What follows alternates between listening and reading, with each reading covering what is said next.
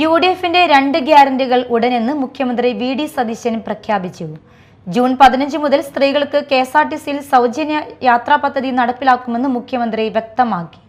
വയോജനങ്ങൾക്കായി പ്രത്യേക വകുപ്പ് രൂപീകരിക്കും.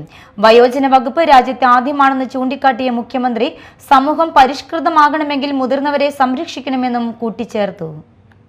തെരഞ്ഞെടുപ്പ് കാലത്ത് യുഡിഎഫ് മുന്നോട്ടുവെച്ച 5 ഗ്യാരണ്ടികൾ നടപ്പിലാക്കുന്നു.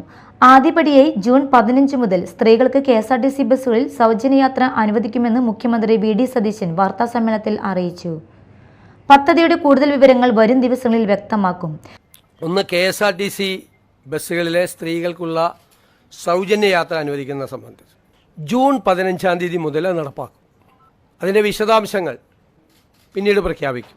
ജൂൺ 15 മുതൽ, അടുത്ത മാസം 15-ാം തീയതി മുതൽ കെഎസ്ആർടിസി ബസ്സിലെ സ്ത്രീകളുടെ സൗജന്യയാത്ര ആരംഭിക്കും.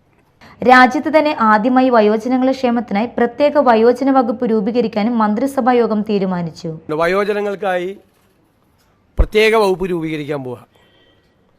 ഞാൻ വളരെ അഭിമാനത്തോടെ പറയുന്നു, എൻ്റെ അറിവിൽ നമ്മുടെ രാജ്യത്ത് ആദ്യമായിട്ടാണ് ഒരു സംസ്ഥാനത്ത് വയോജനങ്ങൾക്ക് വേണ്ടി പ്രത്യേകമായ വകുപ്പ് രൂപീകരിക്കുന്നത്.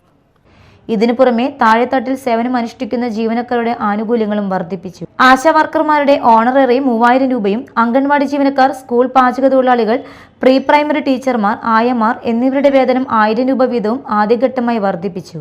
പുതിയ നിയമസഭയുടെ ആദ്യ സമ്മേളനം 21-ന് ആരംഭിക്കും. സഭയിലെ മുതിർന്ന അംഗമായ ജി. സുധാകരനെ പ്രോടൈം സ്പീക്കറായി പ്രഖ്യാപിക്കാൻ മന്ത്രിസഭ ഗവർണറോട് ശുപാർശ ചെയ്തു. ജൈജു ബാബുവിനെ പുതിയ അഡ്വക്കേറ്റ് ജനറലായും ടി. അസഫ് അലിയെ ഡയറക്ടർ ജനറൽ ഓഫ് പ്രോസിക്യൂഷനായും നിയമിച്ചു. News desk, media time.